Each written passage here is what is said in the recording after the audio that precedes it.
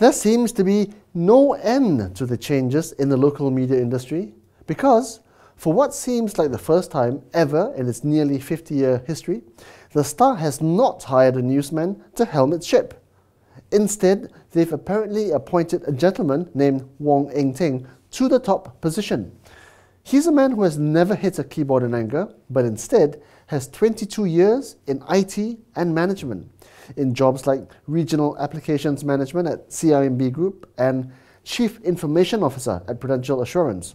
So clearly the Star is pushing towards digitalization.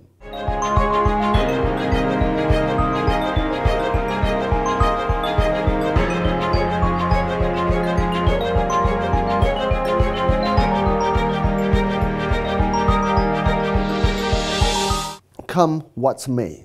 At Media Prima, the winds of change are blowing too.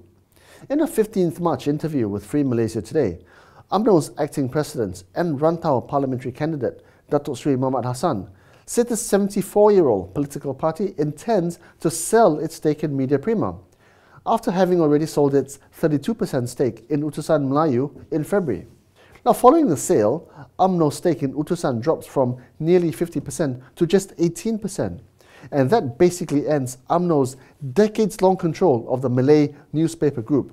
Media Prima, like the Star, is, or should I say was, one of the bastions of the local media industry, having in its stable once eminent newspapers like the New Straits Times and TV stations like TV3 and TV7. But like the Star and Utusan, it's been a victim of the lopsided reporting its political ownerships and owners forced on them.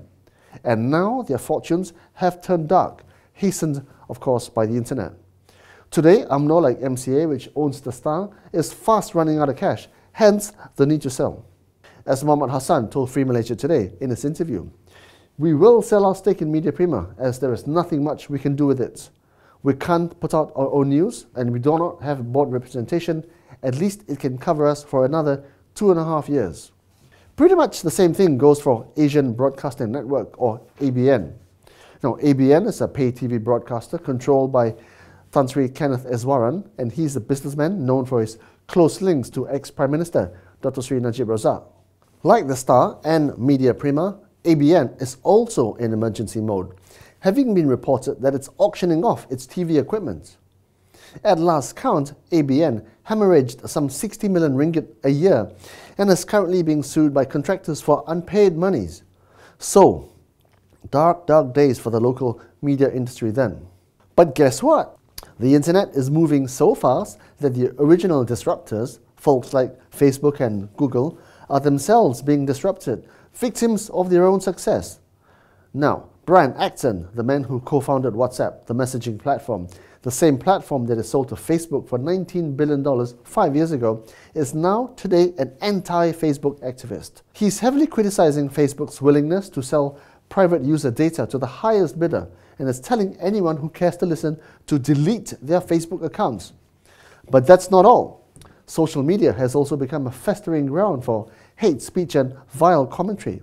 It's gotten so bad that even Mr. Self-Promotion himself, Tan Sri Tony Fernandez of AirAsia, said he closed his own Facebook account with its 670,000 odd followers, disgusted by both Facebook's and Google's inability, or was it unwillingness, to stop the dissemination of Brenton Tarrant's 17-minute live stream of his wanton act of murder in 2 New Zealand mosques. Saying that, though, he is still keeping his Twitter account, which some argue is no less toxic in its dissemination of information. This article from Forbes points out that social media, once thought of as the great equalizer, has certainly lost its way, and points out rightly that this great experiment that was social media has failed in its promise to give voice to the voiceless and bring all of us across the world together. So therein lies the conundrum. Can you see the irony? While traditional media ring their death tolls as the inevitable draws near, users, the same ones whose eyeballs swivel from the offline world to the online, are themselves closing their Facebook and YouTube account. So what's next for the media industry? More soul searching for sure, definitely more job losses to come, but the trusted platforms of tomorrow might well be better policed, more responsible, and yes, quicker off the mark with news as it happens, which is where the internet has always outscored traditional media. But no one is there yet, and that can only be an opportunity waiting to happen for anyone to pick up the pieces from what's left of traditional and online media. Just saying.